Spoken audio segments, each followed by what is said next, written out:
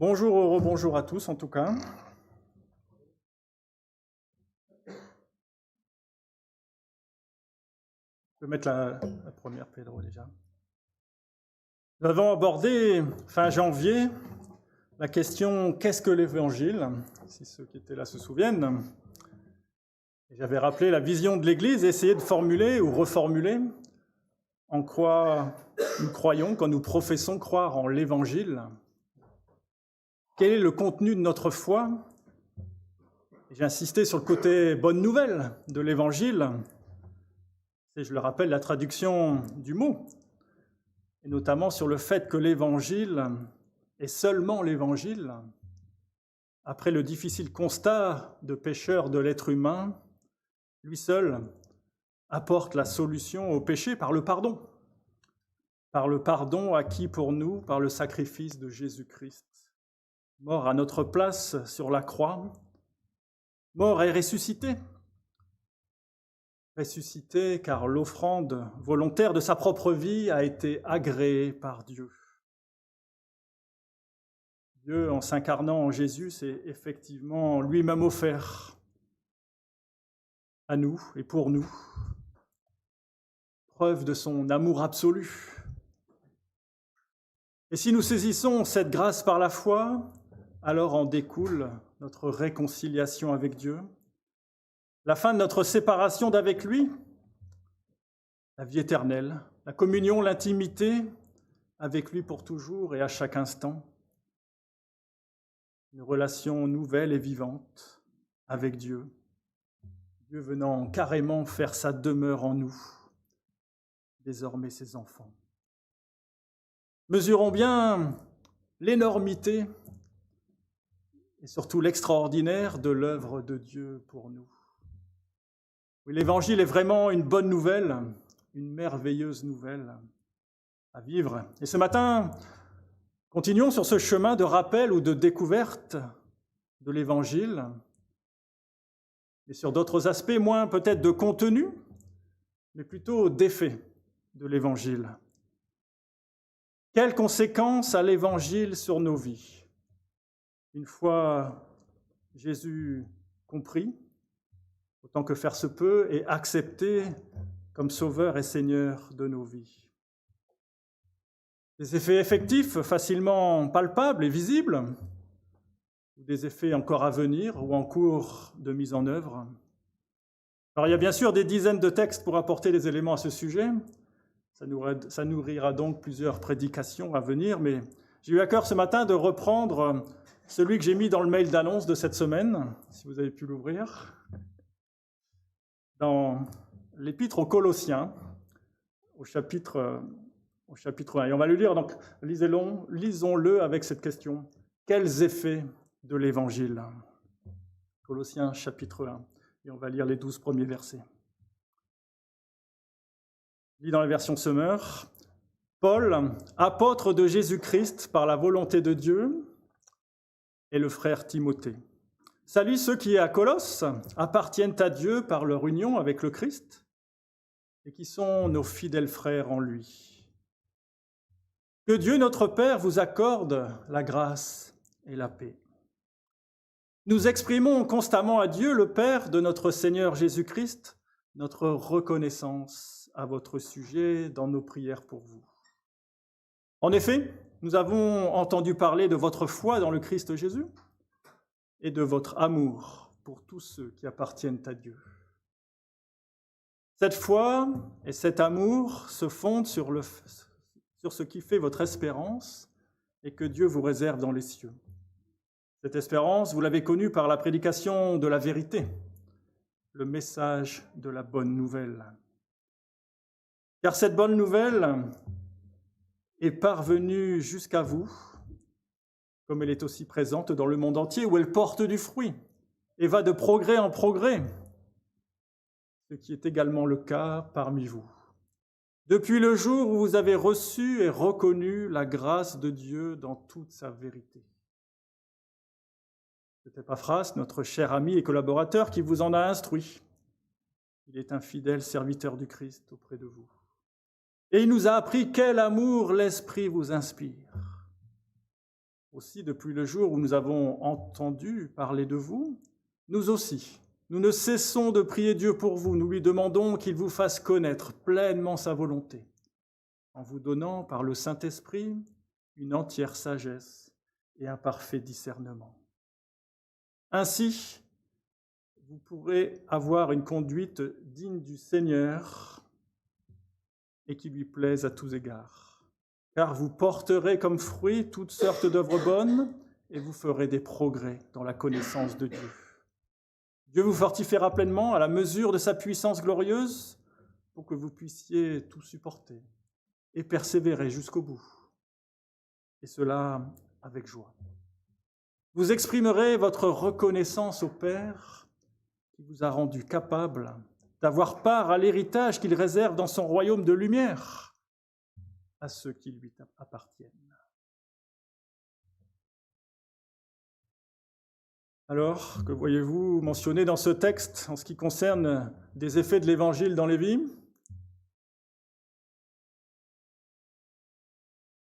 Il y en a tellement qu'on ne sait que dire, hein, c'est une bonne excuse. Ça. Alors, évidemment, moi j'en ai choisi. Pedro, si tu passes la suivante. Moi, il y en a un qui m'interpelle particulièrement, mentionné versets 4, 5, 8. L'amour. L'amour. Valeur universelle s'il en est, en tout cas universellement attendue, recherchée, désirée par la quasi-totalité des gens, où qu'ils soient sur cette planète. Les valeurs dont la mise en œuvre est cependant souvent très questionnable et fait largement défaut. C'est évidemment un énorme sujet en soi, l'amour, vertu que l'apôtre Paul mentionnera comme première dans son fameux passage sur ce don de Dieu en 1 Corinthiens 13. Et les considérations sur l'amour sont sans aucun doute très multiples, mais déjà nous parlons bien ici de celui donné par Dieu. Tout amour peut peut-être, sûrement, se dire comme étant un don de Dieu. C'est en effet une grâce commune, qu'on en soit conscient ou non, et pas une prouesse humaine, mais bien une grâce de Dieu, qu'un peu d'amour existe sur cette terre. Mais ici, Paul spécifie au verset 8, « Quel amour l'Esprit vous inspire. » Quel amour l'Esprit vous inspire. Nous dépassons donc, dans notre considération, ce qui est commun, pour considérer un amour particulier, là encore une grâce de Dieu, et indiscutablement une œuvre de Dieu. Dieu, le Saint-Esprit, et un effet de l'Évangile dans la vie de celles et ceux qui l'ont accepté, le fait que le Saint-Esprit insuffle ou inspire en nous de l'amour. On rejoint d'autres versets de l'apôtre Paul, comme en Romains 5,5, par exemple, où il dit « Dieu a versé son amour dans nos cœurs par l'Esprit Saint qu'il nous a donné. » Bon, chez vous, c'était peut-être une disposition plus naturelle à la base que chez moi, mais notre capacité à aimer est un don de Dieu. Je le reconnais humblement, mais surtout avec joie. Une conséquence en nous de l'Évangile, une conséquence en nous de la réception de l'Esprit Saint à notre conversion. Affirmation de l'auteur, en tout cas. Le commandement général, on le sait, tout le monde le sait, je pense, c'est « Tu aimeras ton prochain comme toi-même ». Une très longue liste de versets qui reprennent ce commandement. Leitmotiv connu du christianisme, que les versets bibliques répètent maintes fois, mais auquel s'accroche aussi peut-être souvent le reproche de ce que les églises n'ont pas toujours été à la hauteur en la matière, ou ne le sont pas encore. Un reproche qui, nous le reconnaissons, n'est pas toujours dénué de fondement. Mais loin de moi l'idée de réduire ce suprême commandement du Seigneur que nous avons aussi à mettre en pratique, individuellement et communautairement. Mais ici, Paul semble plus spécifique, et je le serai aussi, quand il dit « Nous avons entendu parler de votre amour pour tous ceux qui appartiennent à Dieu. » Nous avons entendu parler de votre amour pour tous ceux qui appartiennent à Dieu. Un amour particulier pour les autres chrétiens. Par définition, les personnes qui appartiennent à Dieu, c'est en effet les chrétiens. Cette expression biblique se limite à eux. Et il y a bel et bien un amour particulier pour les frères et pour les sœurs. Auprès de nous ou au loin, suscité, créé par le Saint-Esprit en nous. Voilà un effet concret et effectif de l'Évangile. Le Saint-Esprit en nous produit en particulier cet amour-là. Certes, amour perfectible, mais indéniablement, j'espère, une merveilleuse conséquence de l'Évangile. L'apôtre Paul n'est a priori jamais allé à Colosse. Peut-être qu'il lui est furtivement passé une fois en passant pour aller à Éphèse, c'est sur une des routes, mais il n'a en tout cas pas fondé cette église, et il ne connaît pas particulièrement les chrétiens qui font partie de cette église. Il en a juste entendu parler.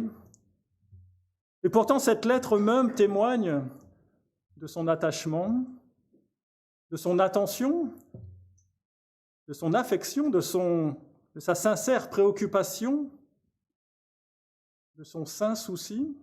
Vous mettez saint avec un T ou sans T, les deux vont. Cette lettre même témoigne de son amour pour ces gens qu'il ne connaît pourtant pas. Paul a cet amour pour la simple et bonne raison, non pas qu'il était un gars ultra sympa avec tout le monde, il ne me semble pas en effet que c'était sa réputation. Non pas parce qu'il était un gars très empathique et attentionné envers tous. Ça ne semble pas non plus être une qualité naturelle chez lui a priori. Mais pour la simple et bonne raison que ces chrétiens de Colosse sont ses frères et ses sœurs en Christ. Et qu'alors, de façon surnaturelle, par l'œuvre du Saint-Esprit, et c'est assurément une partie première du fruit de l'Esprit, on le répète régulièrement ces temps-ci, il les aimait. Paul aimait les Colossiens.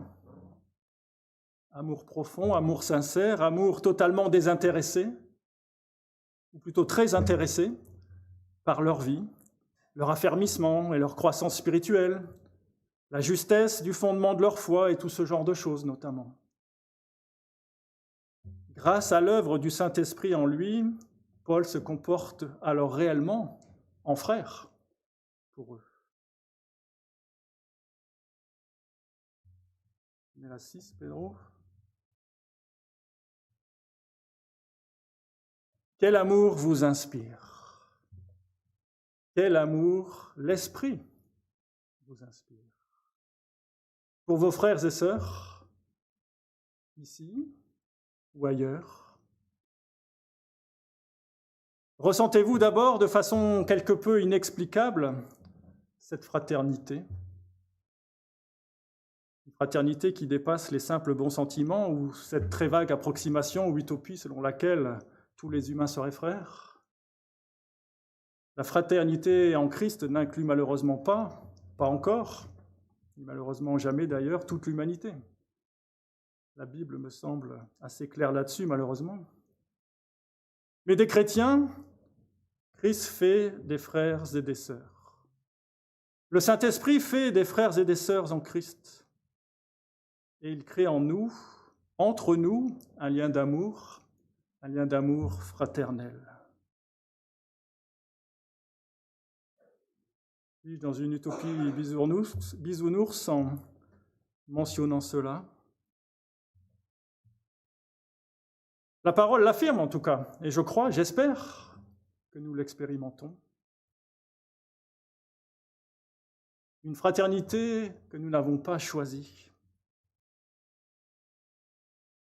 C'est là, je trouve, malgré toutes nos carences encore, le côté le plus extraordinaire de l'Église, la famille de Dieu en Christ, Église locale comme Église plus universelle.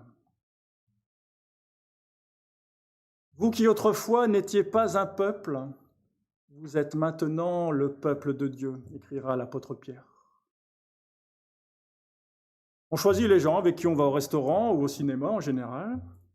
On choisit plus ou moins les gens avec lesquels on forme une équipe de foot, ou un parti politique, ou une association. Mais on ne choisit pas qui compose l'Église. Fondamentalement, on ne choisit pas qui fait Église avec nous. C'est Dieu qui choisit. C'est Dieu qui choisit. J'ai déjà souligné par le passé, mais c'est là tout le défi et la beauté aussi, je pense, du projet de Dieu qu'est l'Église, du projet de Dieu qu'est son peuple. Est-ce que je m'émerveille de ma capacité surnaturelle, largement aidée par Dieu et même peut-être seulement rendue capable par Dieu, d'aimer celle ou celui que je n'ai pas choisi? Est-ce que je m'émerveille ou est-ce que je me plains un petit peu des choix de Dieu? Est-ce que je me plains un petit peu ou beaucoup de certains choix de Dieu? Oh oui Seigneur, merci pour celui-ci, c'est super de l'avoir. Et pour celle-là aussi, c'est vraiment une bénédiction. Par contre, celui-là, ou encore celle-là, franchement, merci du cadeau. Hein? Quel boulet! Non, lui ou elle ne le mérite pas. Tu es sûr que tu veux vraiment qu'on fasse famille ensemble? Tu dois vraiment l'aimer comme un frère ou une sœur? Alors évidemment, ce genre de pensée ne nous effleure même pas l'esprit, jamais. Comme disent les avertissements dans les films, hein, ceci est une pure fiction. Toute ressemblance avec des personnes ayant existé ne serait que pure coïncidence. Heureusement, ça n'a pas duré longtemps pour lui, mais rappelez-vous comment l'apôtre Paul a suscité crainte, rejet, incrédulité parmi les chrétiens de Jérusalem dans les premiers temps de sa conversion. Rendez-vous compte, un ancien persécuteur devenu un frère. Certainement très difficile à aimer, sans l'aide du Saint-Esprit, celui qui avait persécuté peut-être des amis, des gens que l'on connaissait, des gens que l'on aimait. Nous avons entendu parler de votre amour pour tous ceux qui appartiennent à Dieu. Quelqu'un en a-t-il entendu parler pour ce qui nous concerne? J'espère, et je le crois aussi. Et sinon, j'ai un logique sujet de prière. Seigneur, que ton esprit nous inspire ton amour. Seigneur, que ton esprit nous inspire ton amour. C'est là une conséquence remarquable de l'Évangile, mais qu'on a le droit aussi de demander à Dieu de nous aider à faire grandir. Quoi d'autre que l'Évangile pour faire d'un étranger un frère? Qui d'autre que le Saint-Esprit pour nous faire aimer comme une sœur celle qui n'était qu'une étrangère? Pourriez-vous m'aimer si le Saint-Esprit ne vous inspirait pas son amour pour moi?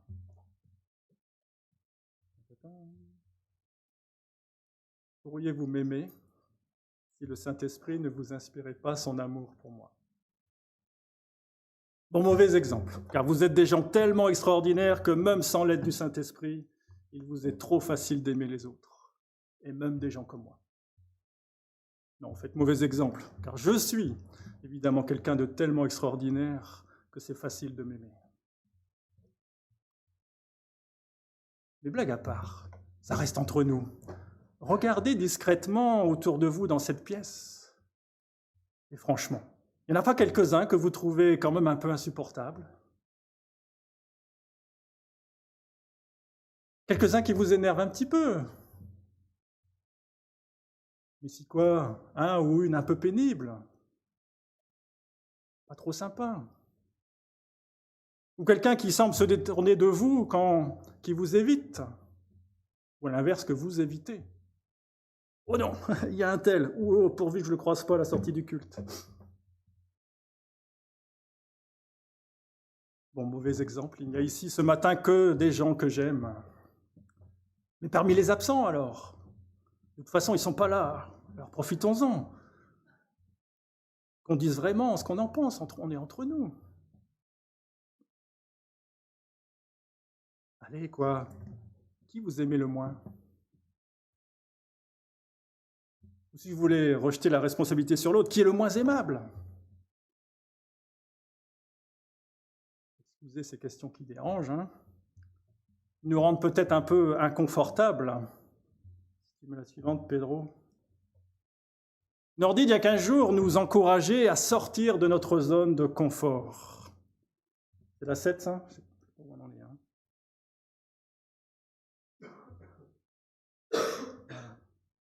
Il a donné divers exemples pour sortir de notre zone de confort. Et ben moi, je donne celui-ci d'exemple. L'Église, sortir de sa zone de confort. Alors, je ne sais pas si ça commence par l'Église ou à l'Église locale, mais je crois que c'est assurément un des aspects de la mise en pratique. Je dirais même que Dieu l'a fait exprès. Je ne dis pas ça parce que je suis pasteur, hein. Vivre l'Église et vivre bien l'Église, c'est parfois sortir de sa zone de confort, effectivement. Parce qu'on ne choisit pas ses frères et ses sœurs. Et c'est voulu par Dieu, c'est fait exprès. Et c'est peut-être même encore plus vrai dans les petites églises comme la nôtre. C'est vrai que dans les plus grandes, on peut passer un peu plus inaperçu, on peut juste venir au culte, vivre sa vie et repartir. Personne n'a rien remarqué. Mais nous, ça se voit quand on est là. Et ça se voit quand on n'est pas là aussi.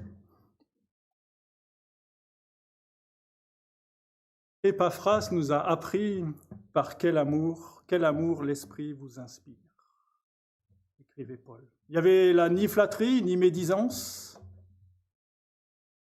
Dieu seul permet à celui ou celle qui n'était pas aimable de devenir aimé. Dieu seul permet à celui ou celle qui était incapable d'aimer de devenir aimant. Oui, Seigneur, que ton esprit nous inspire ton amour. Seigneur, que ton esprit nous inspire ton amour. Et on peut, sans aucun doute, renouveler, sans crainte, autant de fois que nécessaire, cette prière.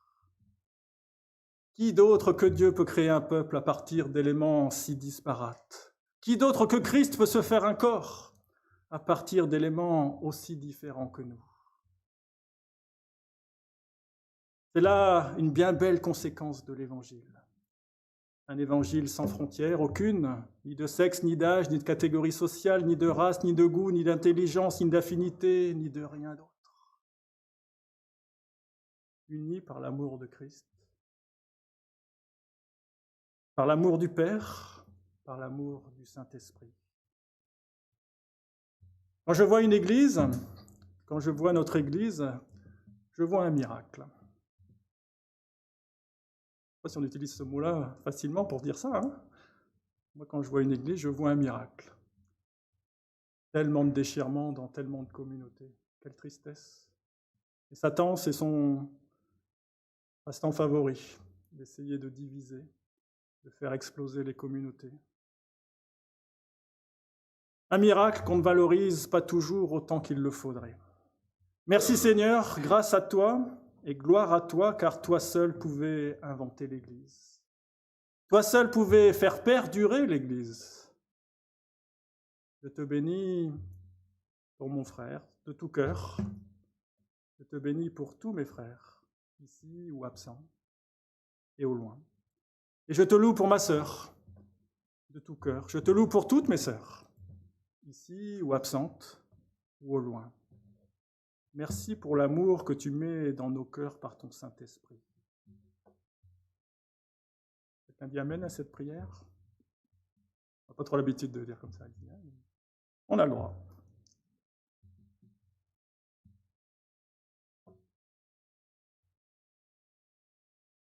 Hop, ça va trop vite.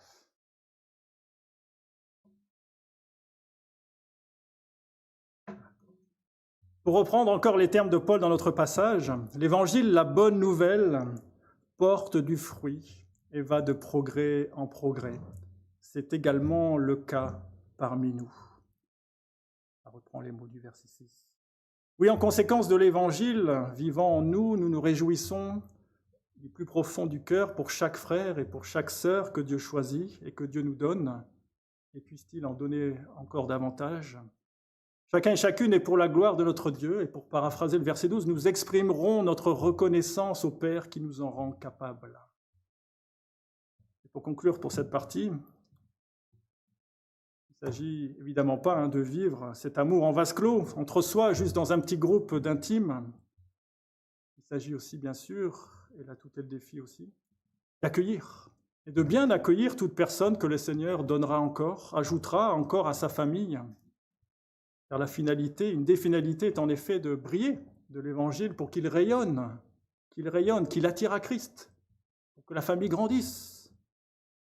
Jésus lui-même le disait, « À ceux-ci, tous connaîtront que vous êtes mes disciples, à l'amour que vous aurez les uns pour les autres. » Oui, Saint-Esprit, nous voulons cela.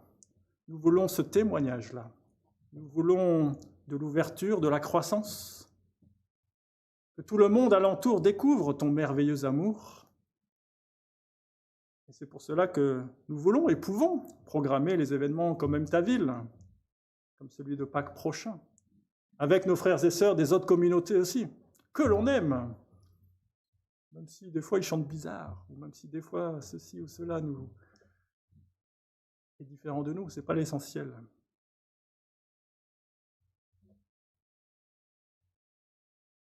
Que voyez-vous d'autre mentionné dans ce texte en ce qui concerne les effets de l'Évangile dans les vies?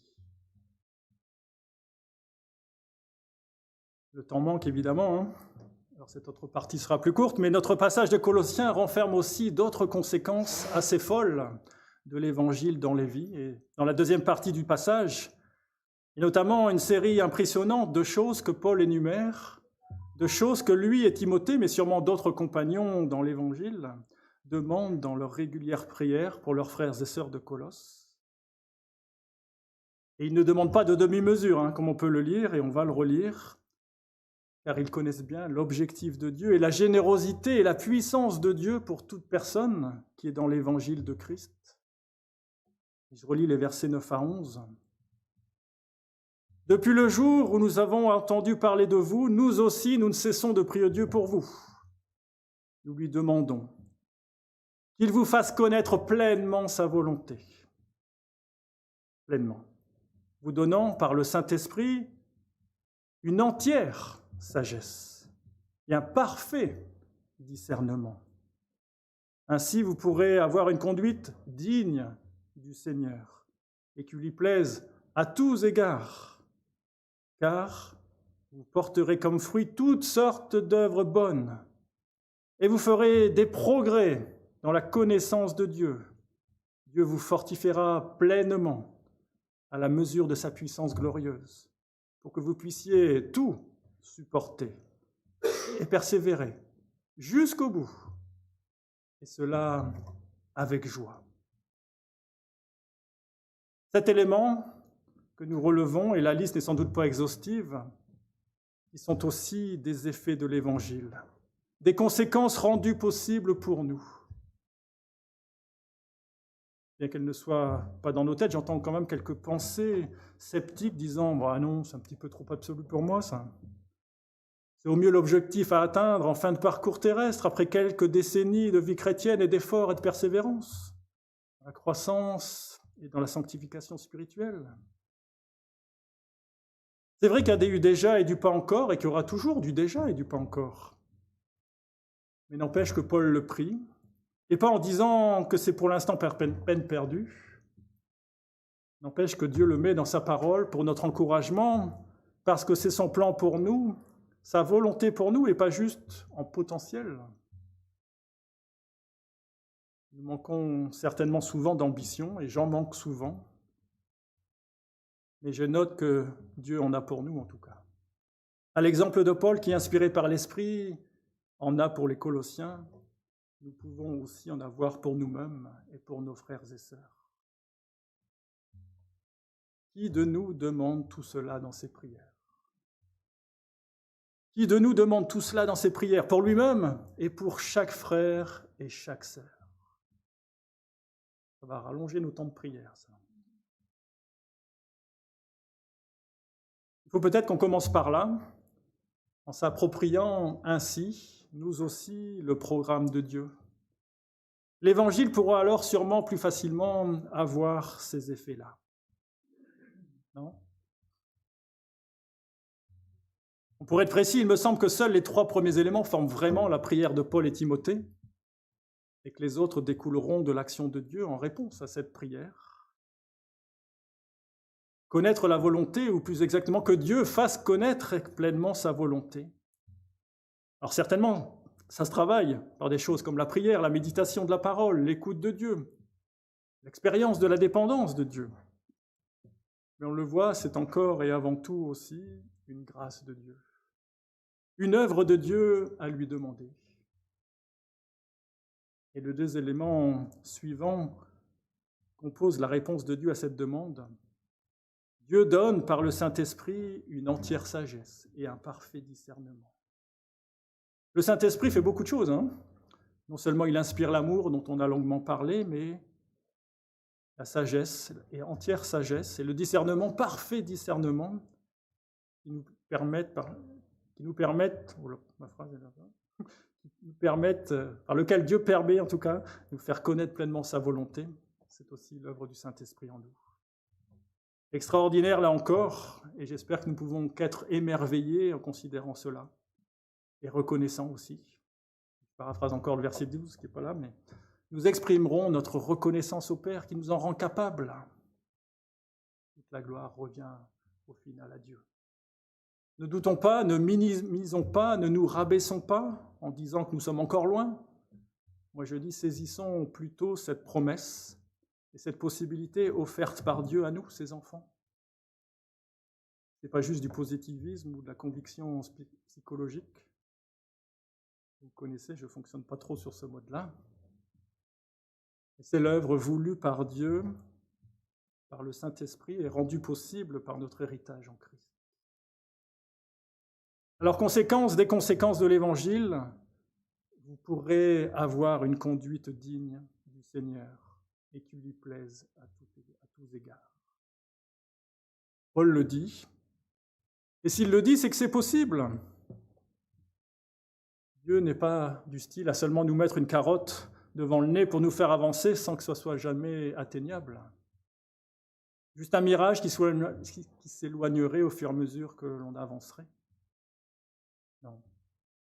Sans empêcher que la croissance continue, et des fois avec des rechutes possibles, malheureusement, c'est un objectif de Dieu pour notre quotidien dès aujourd'hui, pas seulement pour un lointain lendemain. C'est la conviction que Dieu me donne par ce texte en tout cas, et à vous aussi, j'espère. Ainsi suivent les informations de Paul donnant des détails de comment cela va se caractériser, comment cela va se voir.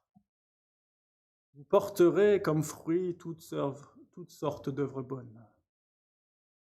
On le peut déjà dès aujourd'hui, avec l'aide du Seigneur. Vous ferez des progrès dans la connaissance de Dieu. Dieu vous fortifiera pleinement à la mesure de sa puissance glorieuse.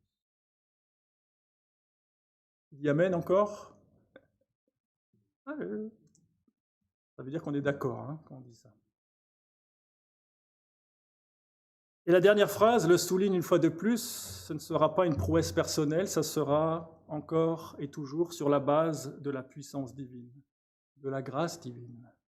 Lui seul, en effet, peut cet impossible. L'impossible devient possible par Dieu, parce que cela ne repose que sur Dieu. Le grec original du verset 11 permet aussi une traduction inversée des mots. C'est peut-être ce que vous avez dans votre version de Bible. Je lis dans la Nouvelle Bible seconde qui dira, elle, « Vous deviendrez puissants à tous égards par sa force glorieuse. » Fortifié par sa puissance ou puissant par sa force. Peut-être qu'un choix de Normand hésitant, non, plutôt qu'un choix de Normand hésitant entre les deux. Moi, je fais plutôt un choix de gourmand qui prend les deux. Pourquoi choisir ? De toute façon, cela revient peut-être au même après tout. Mais oui, quoi qu'il en soit, le projet de Dieu pour nous, par l'Évangile, ce n'est pas un projet étriqué et de demi-mesure, même si trop souvent on le vit peut-être ainsi. Merci de ton aide, Seigneur. Oui, merci de ton aide, de ton œuvre en moi et à travers moi.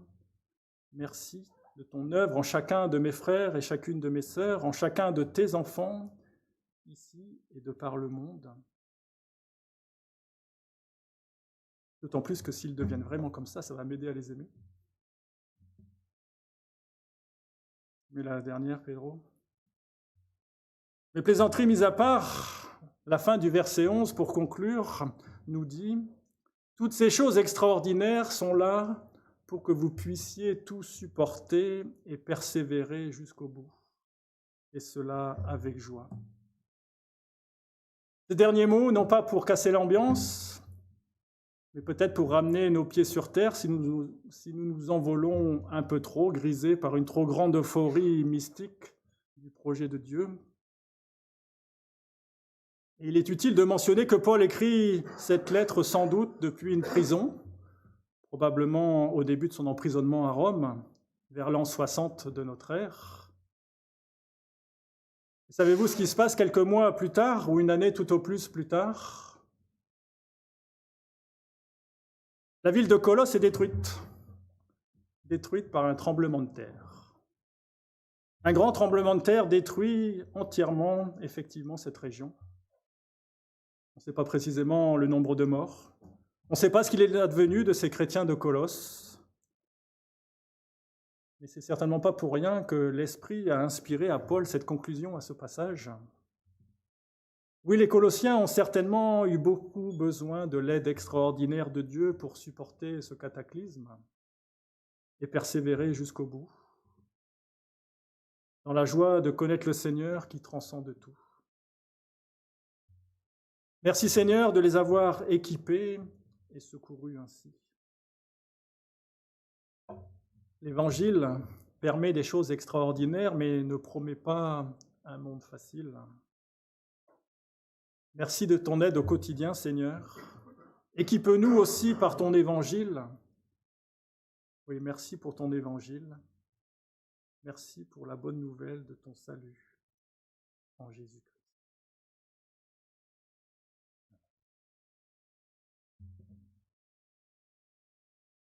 Je vous invite à quelques instants de silence avant de prier.